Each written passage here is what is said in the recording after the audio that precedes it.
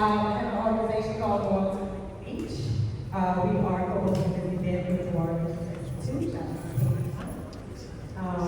And yeah, we're very excited this year. So when this all got started, I was part of a cohort with water leaders called Sea, Beach, and Water. And so what we did last year was Earth Day event, a series of events.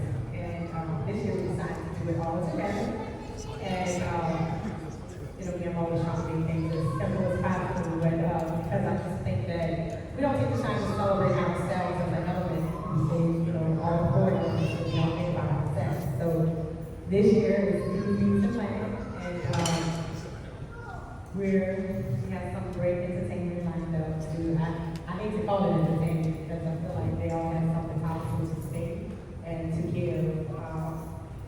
The one more thing I would like to say before we get into the program is that you can touch anything up here. We have seeds out that we would like everybody to take some seeds with you. We were kind of thinking of how can we, incorporate just one more way to get together, but I think we can take something away rather than bring something. Take some seeds with you, plant them, feed the birds, just give it back to the earth. And we have some instruments also that we're going to set up outside, so when we move, outside for the drum circle, please, if you didn't bring an instrument, pick up one and feel free. So we're going to start the program and we'll be ready. Going to give you a welcome, maybe just explain how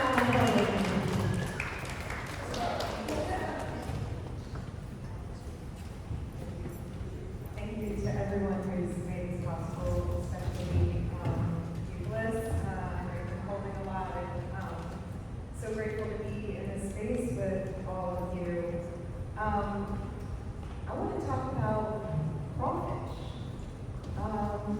and also the river, just to acknowledge that without the river, we would have no land to be standing on right now. So she's very high right now, and always just such a force of nature. Just to think about us being elements and carrying the river inside of us. 50–60% of our lives are made up of water. And to remind myself of that as often as I can, it helps to really drown for water. And crawfish, they live both on land and in water, and above ground and below ground.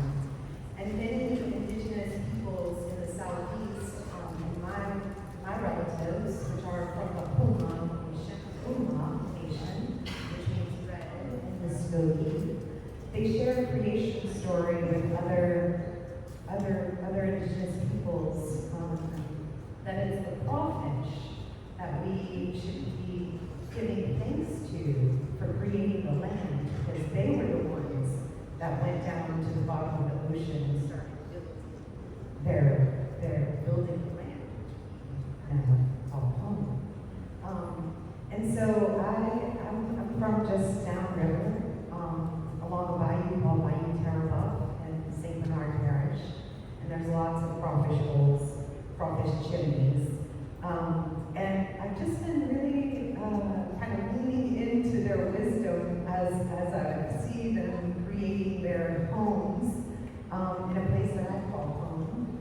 And do you know that a crawfish hole underneath that chimney can go like 3 feet? They have all kinds of tunnels underneath there. And also, in order for a crawfish to grow, they have to become incredibly vulnerable because they shed their hard shell, their hard skin has to come off.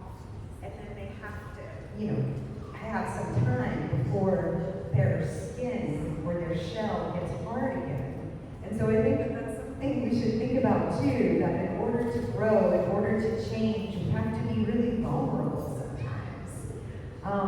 And another really awesome thing about the crawfish is that they're a water indicator species. So their water quality, they're using them in Germany where they're making beer, but also if the water is healthy, the crawfish survive. If something's wrong with the water, the crawfish won't be able to live there. So, yeah, I wanted to share that crawfish story of them creating the land as we're thinking about the earth, and also to invite you all to a place called Nani Boluncha. Boluncha, on my shirt here you can see this word, Boluncha. It means place of many languages or place of many tongues. And it's what the Choctaw or Shada called this territory that we're standing in here in what is now known as New Orleans.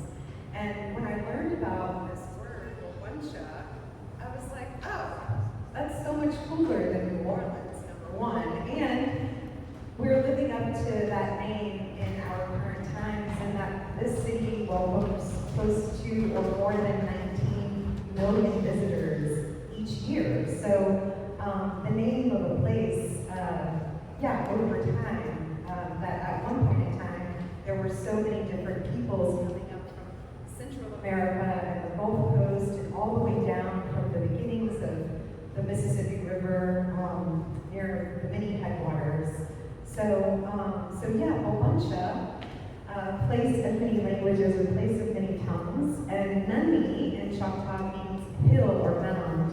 And with a lot of community and stewards of the Nani, we were able to build a modern mound here on the Lafitte Greenway.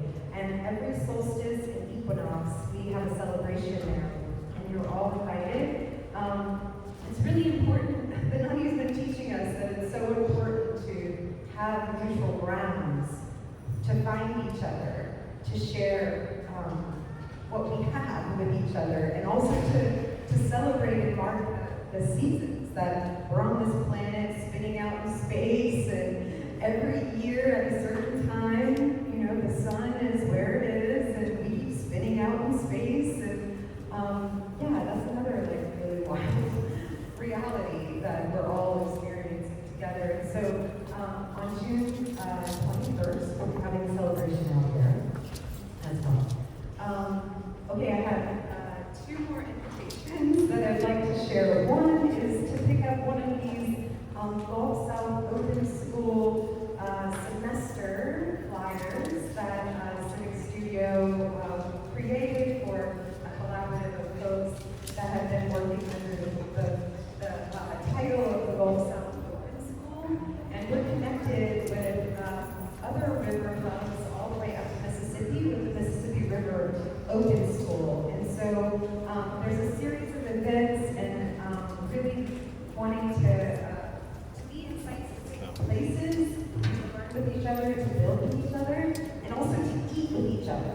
So next Monday on the 28th of April in St. Bernard,